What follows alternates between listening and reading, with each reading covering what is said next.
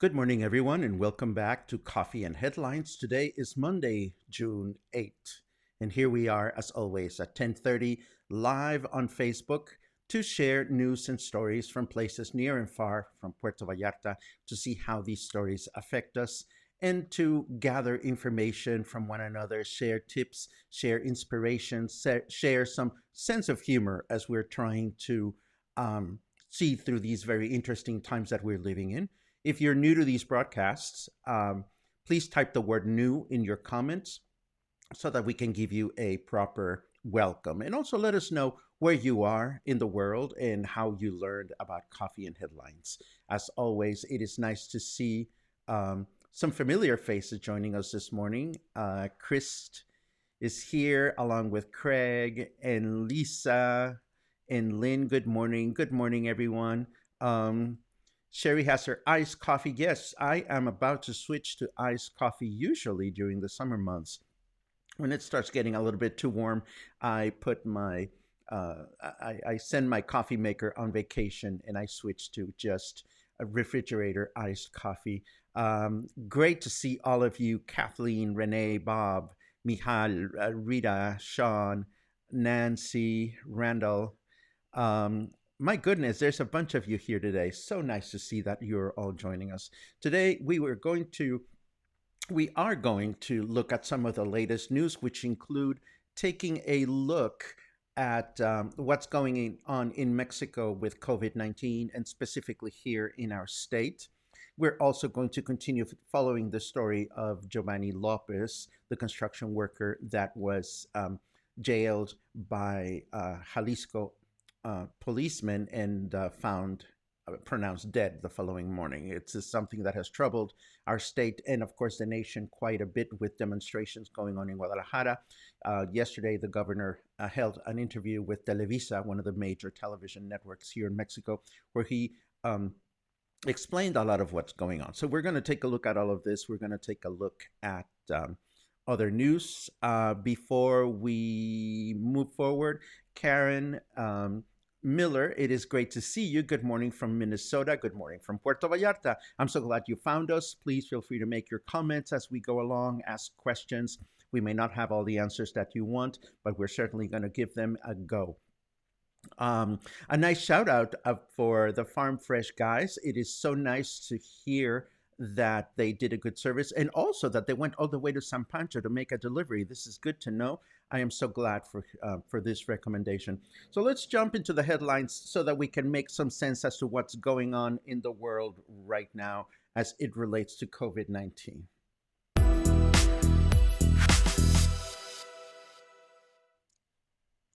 We begin with a somewhat troubling bit of news. Zoe Robledo, who is the director of IMSS, which is the Mexican Social Security Institute, has tested positive for COVID 19.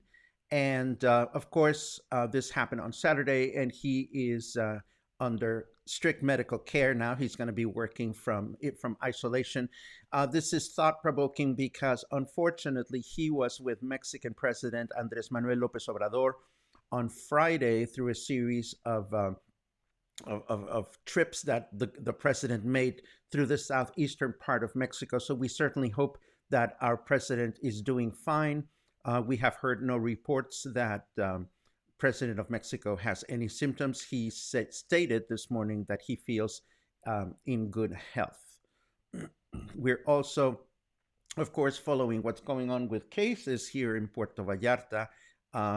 The number of cases continues to be on the rise. This is part of the natural course of the pandemic. We remember that the state of Jalisco in general, Puerto Vallarta as well, are still in the up part of the curve. So it is not surprising that we continue to see an increase in number of cases, although it may seem alarming to us. We also find out that the testing facility at the university here in Puerto Vallarta is working full swing. They've reached their maximum number of daily tests on a regular basis. And they are starting to offer rapid testing to those people that go through the process of reporting that they have symptoms. This, of course, we know is not open to the general public.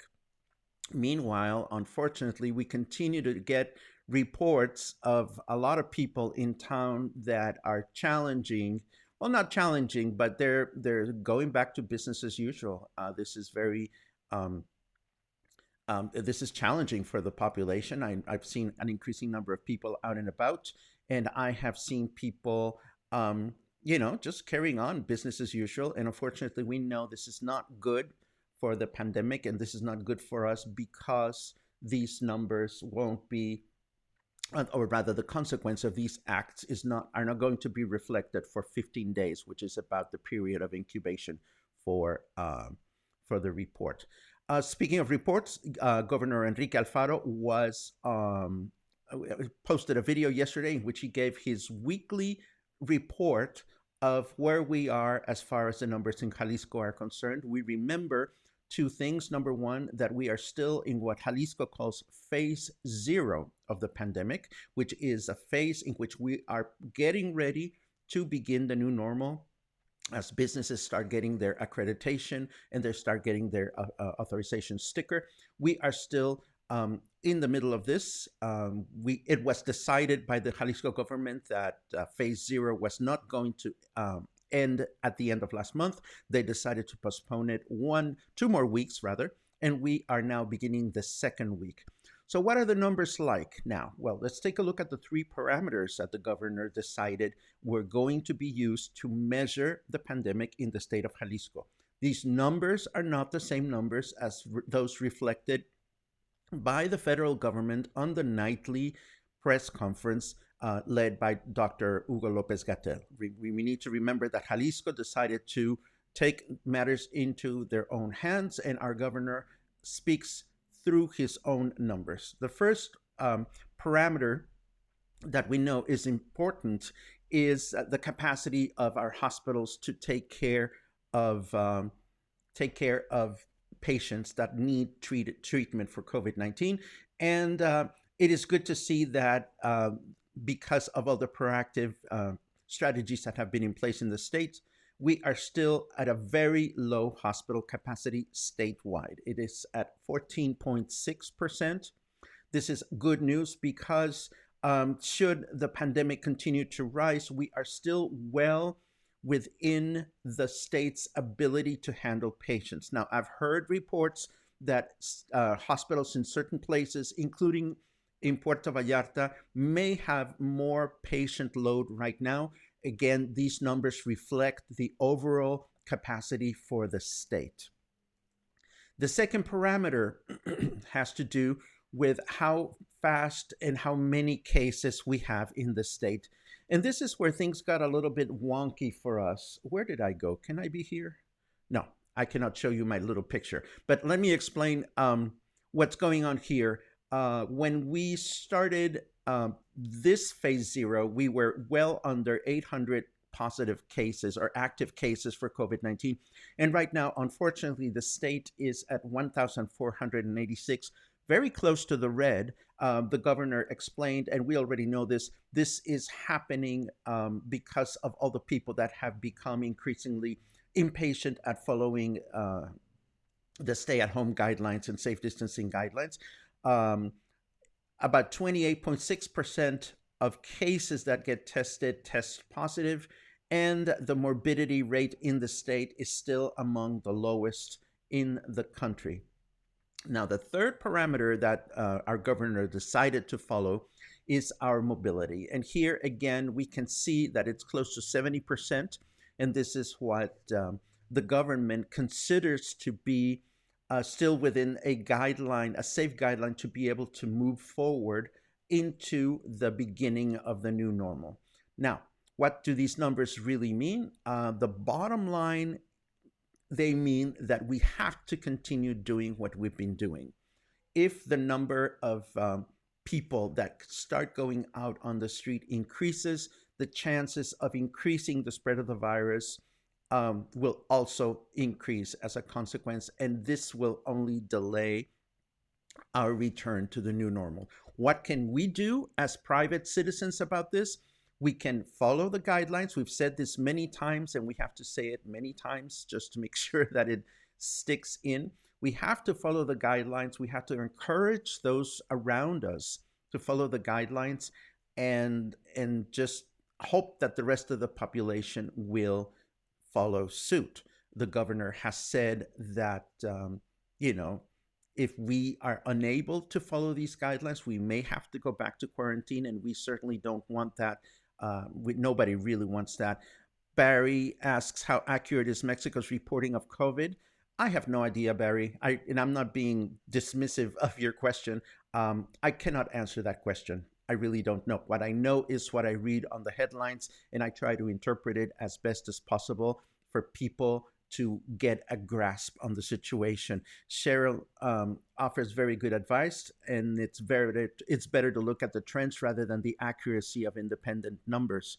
Um, Renee chimes in, and it's good to know um, that it's good to stay at home for safe distance. We all know this. We know what we have to do. Let me go back to some of these headlines just to make sure that we continue to follow them. And we were stopped here, and we continue with the other situation that is going on between our president and our governor regarding the case of Giovanni Lopez, the construction worker that was detained early in the month. Now, this is a little tricky to follow, but I'll do my best to explain what the governor explained to the public yesterday. Um, there was this incident about Giovanni Lopez, which we've mentioned before, so I don't think we need to repeat it.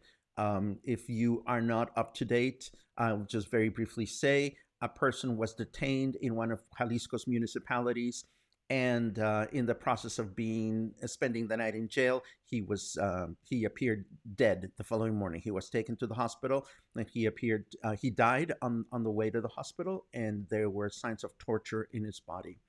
This happened at the beginning of May. A number of this case had been followed by the state's prosecutor's office, and apparently it was not followed efficiently enough. We don't know that, but the bottom line is all this information surfaced to the general public last week. Excuse me. There were a couple of demonstrations in Guadalajara, one on Thursday, one on Friday. No, one on Friday. No, yes, it was Thursday and Friday. The Thursday one became very violent. There was indication that there were professional demonstrators there that belonged to the party of the president of Mexico, the Morena party. Well, it's not the party that belongs to him, it's the party that he belongs to.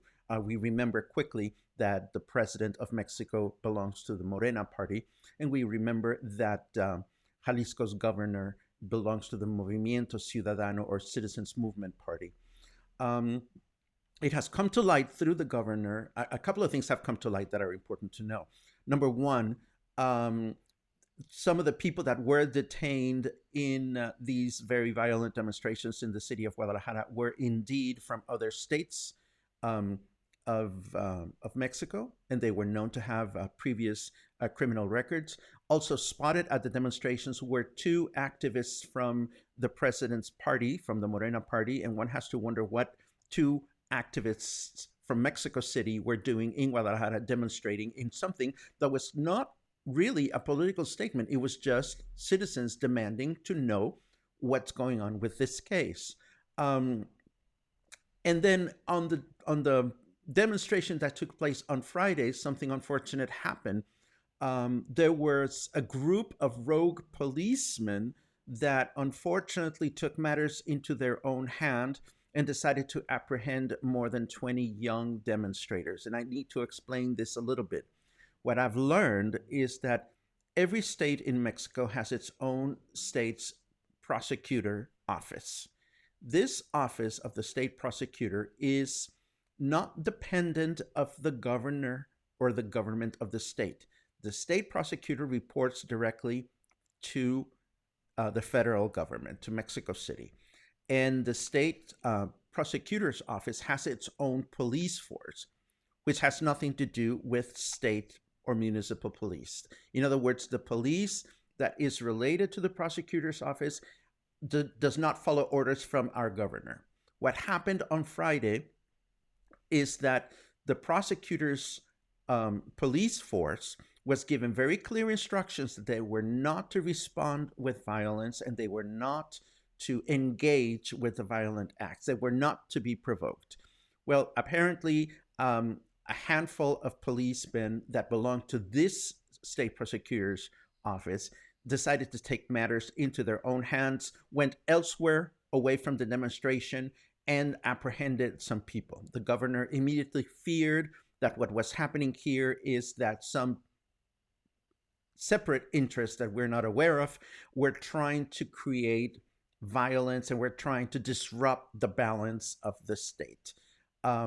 Fortunately, the governor acted briskly. He got in touch with the state prosecutor, with Gerardo Octavio Solis Gomez is his name, and the state prosecutor quickly acknowledged that he did not give any orders to apprehend anybody. So both the state prosecutor and the governor apologized to the general public, to the public of Guadalajara, to the citizens of our state, to the fact that they were not looking to inspire violence. This is an isolated group of policemen that took matters into their own hands. The bottom line, as far as all this mess is concerned, is number one, the policemen that tortured Giovanni Lopez back in May have been apprehended and they're going through the legal process of finding out what exactly happened there.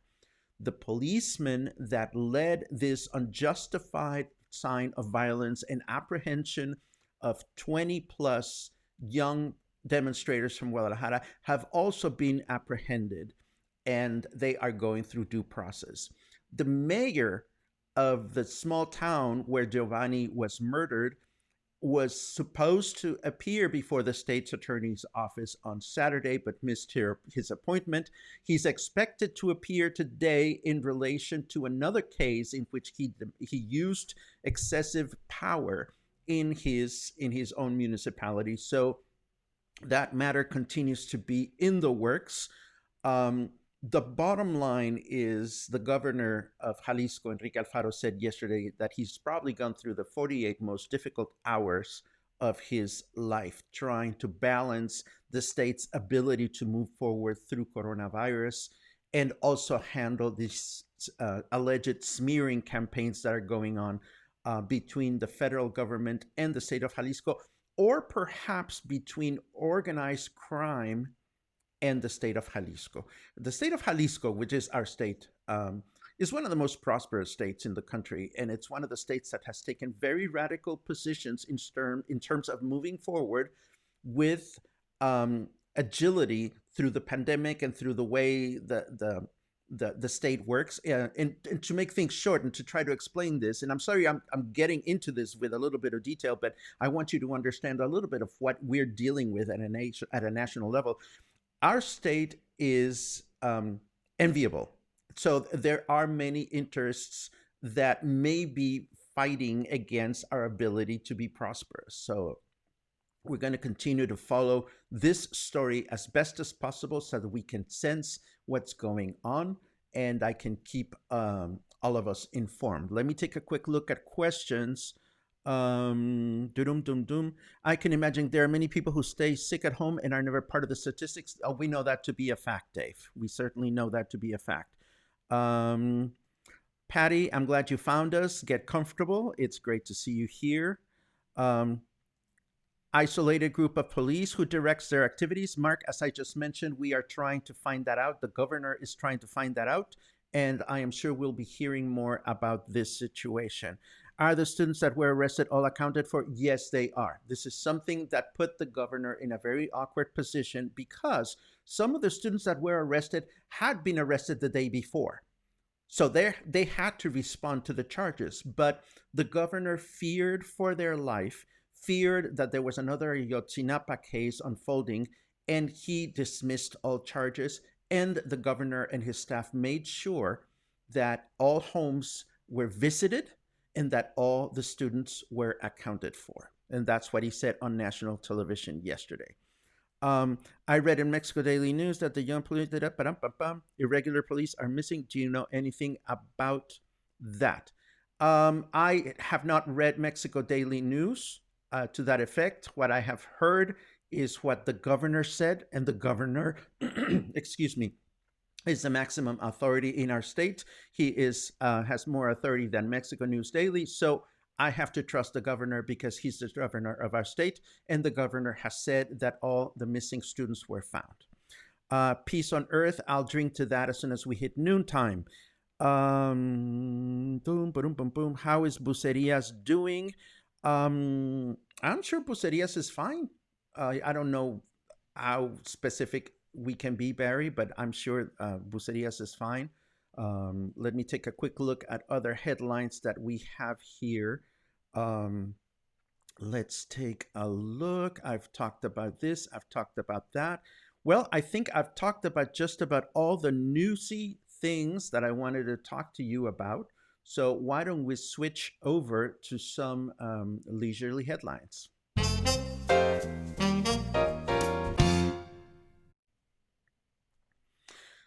Well, for starters, let's take a look at our weather. It is 77 degrees right now. It feels like 82 because the humidity is high. We are 80% humidity.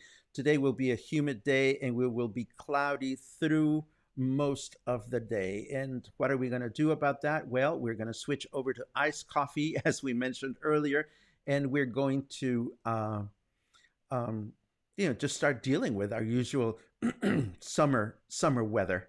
Um, I want to tell you that again, it's been interesting to see how uh, the numbers of people that we see out and about continue to increase, and part of me gets really nervous about this, and part of me wishes to believe that some people are following their best sense of self protection. It's difficult to tell. It really is difficult to tell. I hear a lot of people getting nervous and restless about how much we should be out and about and how much we shouldn't. Um, and again, these are all very personal choices in which we need to balance our own sense of safety and the safety of those around us. I want to mention once again how I took my first venture into a restaurant that I didn't know anything about, and I reported on it on the website yesterday. In case you missed it, this is a restaurant called Cha, a new Versalles restaurant. And if you are of the habit of starting to visit restaurants and go to places, I strongly recommend this one. Feel free to read more about this as you move forward into a sense of comfort and into a place where you want to start exploring restaurants.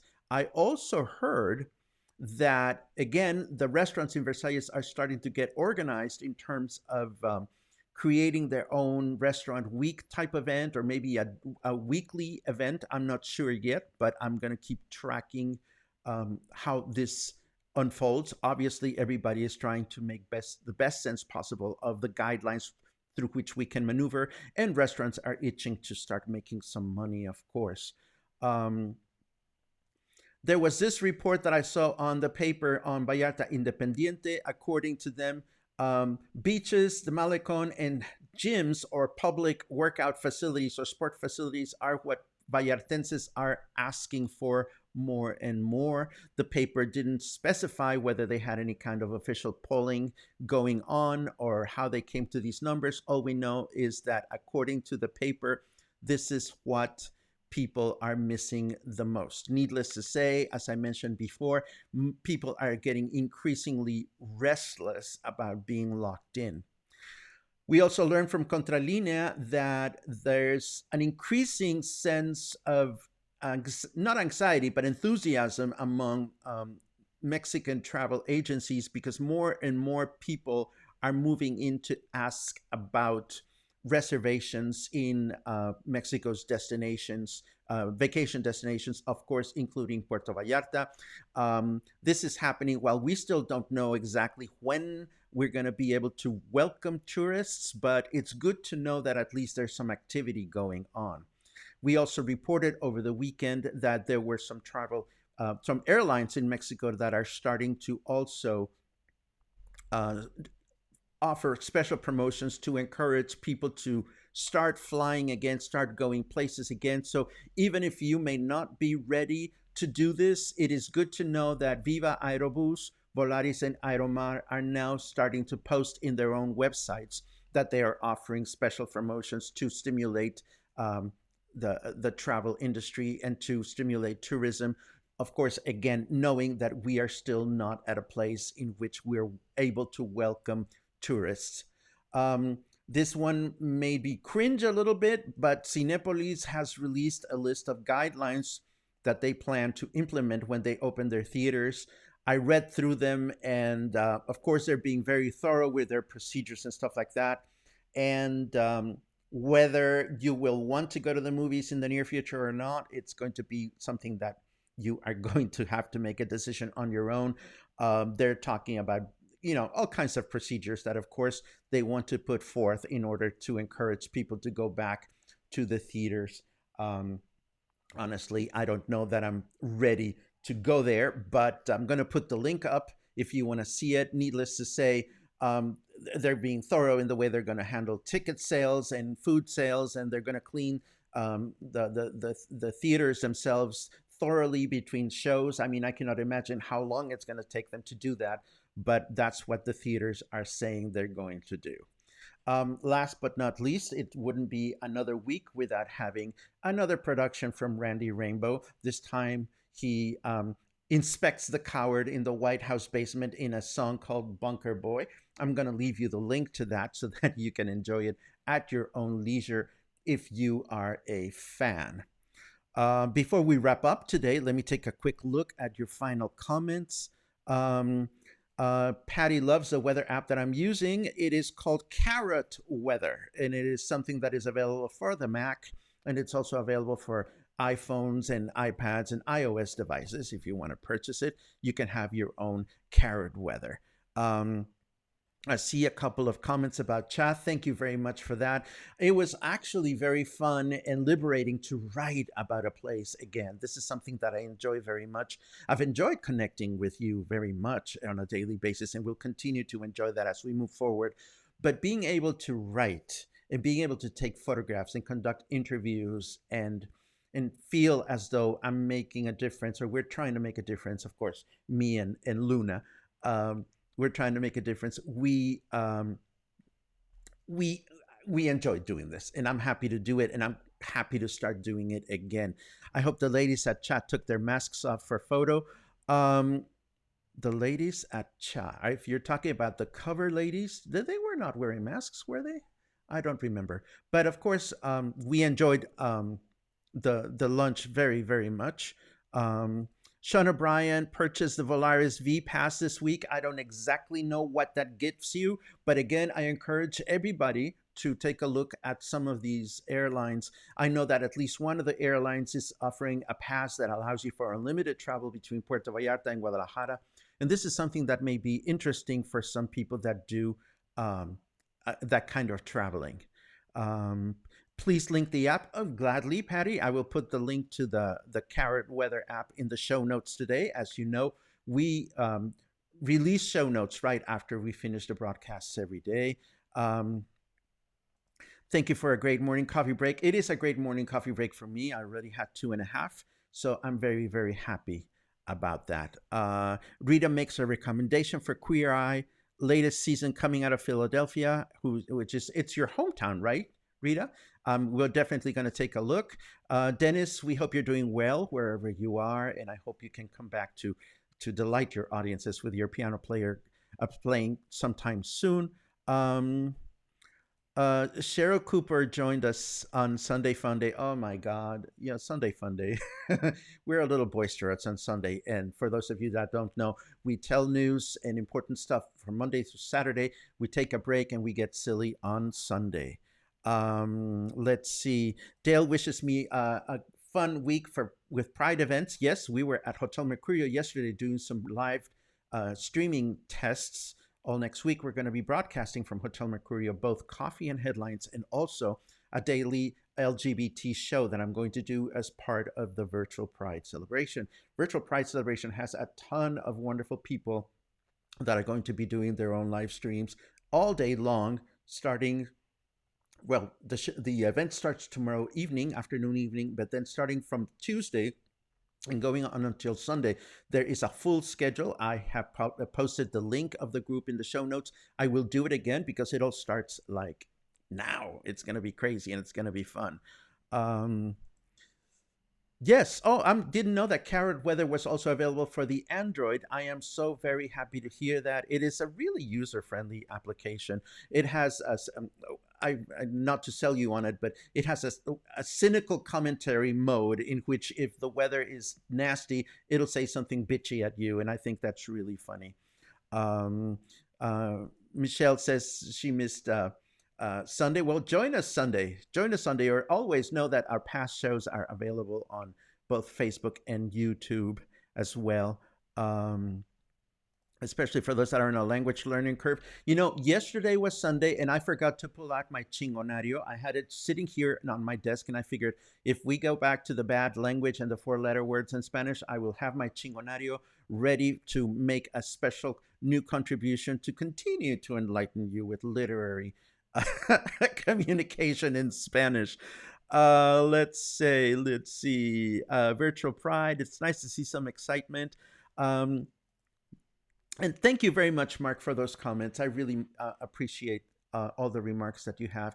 This whole um, isolation thing has been a learning experience for all of us. I've said this before and I'll say it again. I think many of us will come out of this into the new normal with a better and more empathic appreciation of our surrounding people, places, the world, nature. Some people will come back and they will not have changed anything about their perspective in the world, and that's just the nature of the beast. But I certainly hope that at least a few of us will come back or move forward rather with a nicer tenor, with a better sense of who we are and why every moment matters and why every day matters. But again, I don't wish to impose my mindset on you.